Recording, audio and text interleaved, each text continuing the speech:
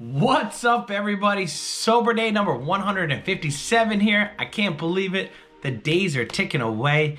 And as promised in my last video, I had made mention that a viewer had asked me to talk about pancreatitis and how it affected me, and a little bit more about it and the differences between acute pancreatitis, chronic pancreatitis, and all that good stuff. So without further ado, let's just go ahead and get right into it.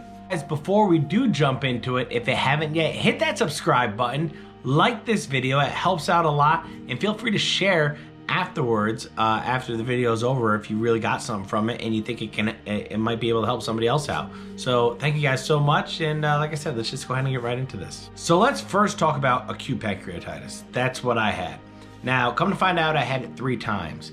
I only had to go to the hospital twice. That's because the first time it happened, I didn't know what it was. I thought I was having an ulcer, so I drank through it, which was the worst thing possibly that I could have done. So acute pancreatitis, it means the inflammation of the pancreas that develops quickly. The main symptom is, it actually says this, tummy, abdominal pain. It usually settles in a few days, but sometimes it becomes severe and very serious. The most common causes of acute pancreatitis are gallstones and drinking a lot of alcohol. I don't think I got to tell you guys, for me it was drinking a lot of alcohol. And the symptoms do come on very quickly, so quickly in fact that, like I said, you wake up at first. I remember the first time I had it, I didn't feel anything. All of a sudden, like an hour or two into being awake, I was in Atlantic City. I started feeling a little pain. I was like, ooh, this don't feel too good. And then next thing you know, I'm in a lot of pain. I'm calling my wife, who's a nurse, and I'm like, this feels like maybe what an ulcer might be. I've never had an ulcer before, but I'm describing it to her, and she's like, yeah, it could be an ulcer, could be something. And I literally went to my room. It was a 4-day trip, and I pretty much stayed in my room for 2 days. The only thing I did was come out of the room to get drinks to try to drink through the pain. I didn't realize I was making it worse. When it was all said and done, by the time I came home on day 4, it had all kind of gone away. I had drank the entire time during that week, and I did nothing, didn't go to the doctor afterwards. I thought I was good, I thought it was over. And again, I didn't even do that much research on an ulcer to think if I needed to go to the doctor, if that's really what it was. I just was like, hey, it's gone, I got through it, it's over, all right? And the second time it happened, it was a little bit more painful. It was a buildup. I was on my way to Fort Lauderdale to see my partner, who runs Pure Sound Entertainment in Fort Lauderdale, my partner, Matt Thomas. So I woke up that morning. It had slowly started building on, and my flight, I believe, was at like 1 o'clock or something like that. And as the day was going on, the pain was getting worse. I just laid in bed. I was like, oh, I gotta just get to the airport. I'll get to Florida. Hopefully by then I'm feeling better. Again, I'm thinking it's an ulcer. I still don't know anything about pancreatitis at this point. I get to the airport. I decide to try to help with the pain. I'll start drinking some Captain and Cokes. Dumb idea. Get on the plane, and while on the plane, I'm still drinking, ordering drinks, thinking I'll drink through this. And for some reason, the drinks are not helping the pain like they usually do. It's getting worse. By the time I land in Fort Lauderdale, they had to wheel me off the airplane, and I'm being wheeled up to my partner, Matt Thomas, in a wheelchair. And he's like, what the hell is going on? And all I could say to him is, please get my bag and get me to a hospital. He says, all right, there's a hospital close to my house. I was like, is that the closest hospital to where we're at right now? He says, no. I said, take me to the closest hospital right now. The pain level I was at like an 8, 9, or 10. It was up there. I may have actually been crying. Matt, comment below when you see this. Let me know. I may have been in tears. I have no problem. I have no shame. That's how painful it was. And also, I had to pee really bad, and I could not pee no matter how hard I tried. They ended up having to put a catheter in me to get it out. And let me tell you something. Oh, God, that is the worst feeling in the world. To the point where I end up telling him, I told him, I said, stop with the catheter. I'll just deal with the pain of feeling that sensation to pee. I'll just deal with that rather than you try to shove this thing up my you-know-what one more time, because it was taking them like 2 or 3 tries. So they eventually tell me that I have pancreatitis after running all the tests and all that. And all they can do for me is give me pain meds and IV fluids. I was cut off. I couldn't even drink water, couldn't have ice chips, nothing for a couple days. Now, I'm in Florida. I went out there to do a gig. I had to do a gig, and then I had to go literally get on my flight and go home. I left the hospital against medical advice. I had enough pain meds in me to get through the gig and pretty much make it home. I got home, right? The nurse was nice enough because I told her what I had to do. I told her I did not have money to get another flight. She basically told me to kind of hold off as long as I could so I get one more pain injection, right? And it got me through as far as I could. I flew home, and as soon as I landed, my wife took me straight to the hospital where I spent 5 more days. So it was a total of 8 days in the hospital, and I did not get a meal until it was day 5 of being in the hospital. Fast forward to the next one. This was my last bout with pancreatitis. I went ahead and went into the hospital. I started feeling the pain symptoms, and now I know what it is, so I didn't wait for it to get really, really bad. I went straight to the hospital, told them that I've had acute pancreatitis before, and I'm feeling everything that I felt. And at this point, my pain level was up to probably about 6 or 7, and I knew it was going to rise as the hour went on. Luckily, they got me straight to the back, started the pain management just like they do, because that's pretty much all they really can do is manage your pain. There's no like actual meds they give you for it. You just got to let the inflammation of the pancreas go down. So I sat in the hospital that time for 5 days, and when it was all said and done, I went home, and this time I took them a little more seriously on the diet, and then not drinking no more, and all the other good stuff. Some of the things with pancreatitis that you got to avoid obviously certain foods. You got to go to a bland diet when you first get reintroduced back into food. You got to stay away from dairy. We all know from other videos I made on other things, I love milk, couldn't drink milk.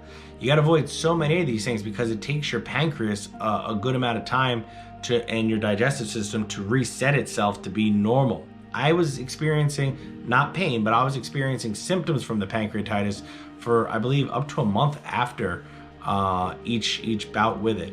So some of those things include some stuff I don't really need to share with you. It's kind of graphic, but you know, bathroom issues and stuff like that.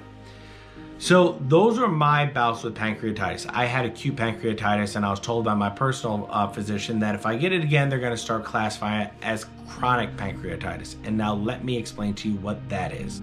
So chronic pancreatitis. Now this, as it reads here on the literature, chronic pancreatitis is inflammation of the pancreas that does not heal or improve. It gets worse over time, leads to permanent damage, which is now irreversible damage, right? Chronic pancreatitis eventually impairs a patient's ability to digest food and make I can't even say the word, even though I should be able to, make pancreatic hormones. These are the hormones I think that get released to help you digest and stuff like that. So basically, chronic pancreatitis is once you've damaged your pancreas enough to where you now have permanent damage. With acute pancreatitis and a few bouts of that, they evaluate you and they tell you, hey, you are at a point where everything is fully reversible. All right. Once you get chronic pancreatitis, you've done enough damage to your pancreas to where it's permanently damaged. You're not going to fix it, and it's probably going to get worse over time. So the other thing about pancreatitis is and I mentioned in this other video the other day, they rate it on a scale of 0 to 5 is how it was explained to me. 0 being the lowest level, which is what I was considered, 5 being the worst. When you're a 0, 1, or even a 2, I believe, they're just managing your pain with pain meds and pain management techniques, right?